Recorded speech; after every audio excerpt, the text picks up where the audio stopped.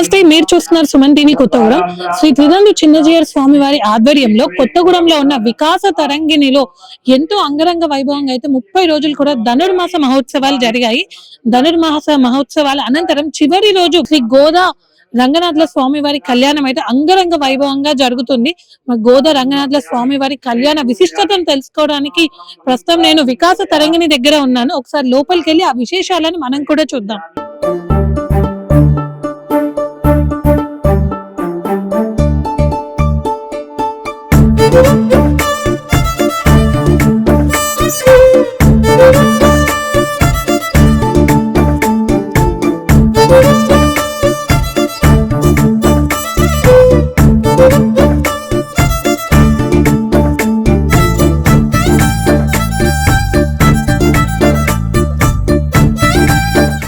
జై శ్రీమన్నారాయణ.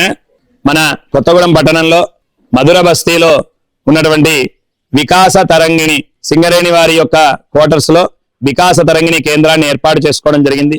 ఈ వికాస తరంగిణి శ్రీ శ్రీ శ్రీ త్రిదండ్రి చిన్న శ్రీమన్నారాయణ రామానుజీయర్ స్వామి వారి యొక్క మంగళాశాసనాలతో ఇక్కడ ప్రారంభించడం జరిగింది. ఈ వికాస తరంగిణిలో గత 30 రోజుల నుండి ధనుర్మాస వ్రత మహోత్సవాన్ని చాలా వైభవోపేతంగా నిర్వహించడం పూర్తయిన సందర్భంగా ఈ రోజు గోదా రంగనాథుల యొక్క కళ్యాణ మహోత్సవాన్ని ఇక్కడ జరుపుకుంటున్నాం. ఈ యొక్క కళ్యాణ మహోత్సవాన్ని ఎవరైతే తిలకిస్తారో వారికి సంవత్సరం అంతా కూడా భోగభాగ్యములన్నీ కూడా కలిగి చక్కటి ఆనందంతో ఉంటారు అని చెప్పి మన పెద్దలు చెప్తూ ఉంటారు. కనుక అటువంటి గొప్పనైనటువంటి ఈ గోదా రంగనాథుల యొక్క కళ్యాణ మహోత్సవాన్ని చాలా వైభవపేతంగా ఇక్కడ ఈ రోజు నిర్వహించడం జరుగుతూ ఉంది. అలాగే మనకు ఈ ధనుర్మాస వ్రత మహోత్సవాల్లో భాగంగా కూడారి ఉత్సవం చాలా వైభవపేతంగా, బృందావనోత్సవం, దీపోత్సవం ఇలాంటి ఎన్నెన్నో ఉత్సవాలను జరపడం జరిగింది. ప్రతి సంవత్సరం పుష్యమి నక్షత్రం రోజున ఇక్కడ చిన్నపిల్లలకి స్వర్ణామృత ప్రాస్ అని ఒక మెడిసిన్ ని ఇస్తూ ఉంటారు. ఒక సంవత్సరం దాటినటువంటి పిల్లల నుండి 16 సంవత్సరాల లోపు పిల్లల వరకు ఇది తీసుకోవడం వల్ల వారికి చక్కటి జ్ఞానము, బలము, ఐశ్వర్యము, ఆరోగ్యము బాగుంటుంది అని చెప్పి మనకు ఔషధ శాస్త్రంలో చెప్పబడి ఉంది, ఆయుర్వేద శాస్త్రంలో. కనుక అది కూడా ఇక్కడ ఏర్పాటు చేస్తుంటారు. ప్రతి పుష్యమి నక్షత్రం రోజున ఎవరొచ్చినా సరే దానిని స్వీకరించవచ్చు. ఇలాంటి ఎన్నో సామాజిక కార్యక్రమాలు కూడా మా వికాస తరంగిణి బృందం కొత్తగూడెం శాఖ వారు, రమాదేవి గారు, సాబు గారు, నాగేశ్వరరావు గారు, సతీష్ గారు ఇలాంటి వాళ్ళంతా కూడా కలిసి చక్కటి కార్యక్రమాలను ఇక్కడ చేస్తున్నారు. ఈ యొక్క కళ్యాణ మహోత్సవం చూడడం వల్ల ఏం ఫలితం జరుగుతుంది అంటే, గోదాదేవి 30 రోజులు కూడా ఆ శ్రీమన్నారాయణుణ్ణి ఆరాధించి అసలు భగవంతుణ్ణి మనం ఎలా ఆరాధించాలో, ఏం చేస్తే మనము ఈ జన్మ ఎత్తినందుకు సార్థకత్వం వస్తుందో అవన్నీ కూడా మొట్టమొదటి పాశురం నుంచి మొదలుకొని 30వ పాశురం వరకు ఆ విషయాన్ని చాలా వైభవంగా అమ్మ చెప్పడం జరిగింది.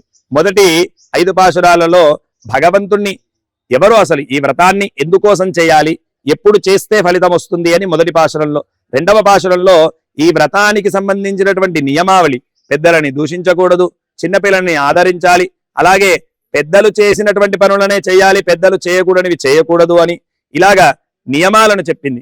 3వ పాశురంలో ఈ వ్రతం ఆచరించడం వలన చాలా గొప్పనైనటువంటి ఫలితములు జరుగుతాయి. అంటే వ్రతం చేయడం వల్ల ఏమొస్తుంది అంటే, నెలకి 3 వానలు పడుతూ ఉంటాయి. ఆ వానల వల్ల చక్కటి పంట వస్తుంది. పంట అంటే మనలో చక్కటి జ్ఞానం పెంపొందుతుంది అని ఫలితాన్ని చెప్పడం జరిగింది. 4వ పాశురంలో ఆ అమ్మవారు వరుణదేవుణ్ణి ప్రార్థన చేసింది. అంటే మనం వ్రతాన్ని ఆచరించినట్లయితే, శ్రీమన్నారాయణుని ఆరాధించినట్లయితే ప్రకృతి సహితం మనకు సహకరిస్తుంది అని 4వ పాశురంలో. 5వ పాశురంలో ఏదైనా పని చేస్తే విఘ్నాలనేవి రావడం సహజం, అయినప్పటికీ ఆ విఘ్నాలను దాటుకొని పైకి వెళితే ఫలితం బాగా వస్తుంది అని చెప్పి 5వ పాశురంలో చెప్పడం జరిగింది. ఇక 6 నుండి మొదలుకొని 15 పాశురముల వరకు కూడా ఒక 10 పాశురములు మనలో ఉన్నటువంటి అజ్ఞానాన్ని తొలగించి జ్ఞానాన్ని పెంపొందించేటువంటి పాశురాలు. ఆ పాశురాలలో ఆచార్యులని ప్రార్థన చేయడం, హే భగవన్ మాలో ఉన్నటువంటి అజ్ఞానాన్ని తొలగించు, హే భగవన్ మాలో ఉన్నటువంటి అహంకారాన్ని తొలగించు, మమకారాన్ని తొలగించు, ఇలాగా ఒక 10 పాశురాలు. దాని తర్వాత ఉండేటువంటి పాశురాలలో తల్లి నీలాదేవిని, నందుని, యశోదమ్మని, అలాగే బలరాముణ్ణి వీళ్ళందరినీ కూడా నిద్రలేపి వాళ్ళందరినీ కూడా తన యొక్క గోష్ఠిలో బృందములో కలుపుకుంది. ఎందుకోసం అంటే భగవంతుణ్ణి చేరుకోవాలంటే మంత్రము కావాలి, ఆచార్యుడు ఇవ్వాలి. అలాగే ఆచార్యుడు మంత్రం ఇవ్వాలంటే ముందుగా మనకు భాగవతోత్తమ సాంగత్యం, సత్ సంప్రదాయం అనేది తెలియాలి. కనుక ఆ ముగ్గురిని లేపడం జరిగింది. తర్వాత తల్లి నీలాదేవిని అంటే లక్ష్మీ అమ్మవారి యొక్క అనుగ్రహం కూడా పరిపూర్ణంగా ఉండాలి కనుక లక్ష్మీదేవిని ప్రార్థన చేసింది.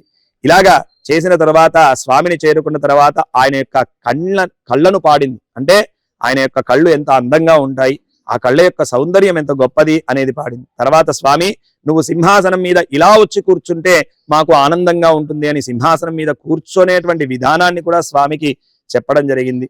దాని తర్వాత స్వామి సింహాసనం మీద కూర్చున్నటువంటి హే భగవన్, మా కోసమై నీవు నడిచి వచ్చినందుకు నీ పాదాలు కందిపోయాయేమో అని చెప్పి స్వామిని మంగళం పాడడం జరిగింది.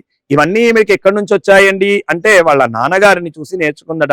వాళ్ళ నాన్నగారు భగవంతుడు కనబడగానే నాకు అవి కావాలి ఇవి కావాలి అని అడగకుండా, హే భగవన్ వీళ్ళంతా నిన్ను చూస్తే ఏవేవో అడుగుతారు, అప్పుడు నీకు దృష్టి దోషం తగులుతుంది కాబట్టి నువ్వు పల్లాండు అని చెప్పి వాళ్ళ నాన్నగారు పాడారు.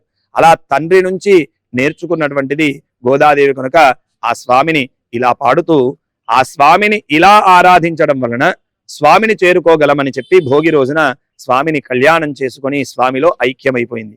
అలాగా ఎవరైతే ఈ ధనుర్మాస వ్రత మహోత్సవాన్ని 30 రోజులు ముప్పదం తప్పామే 30 రోజులు తప్పకుండా ఆచరించి ఆ స్వామిని ఆరాధిస్తారో వారందరి కూడా మోక్షానికి వెళతారు అని చెప్పి మనకు ఈ ధనుర్మాస వ్రతం చెబుతుంది. ఇంకొక చివరి విషయం ఏమిటనగా ధనుర్మాసం అనేది 30 రోజులు కూడా ట్రైనింగ్ మనకు.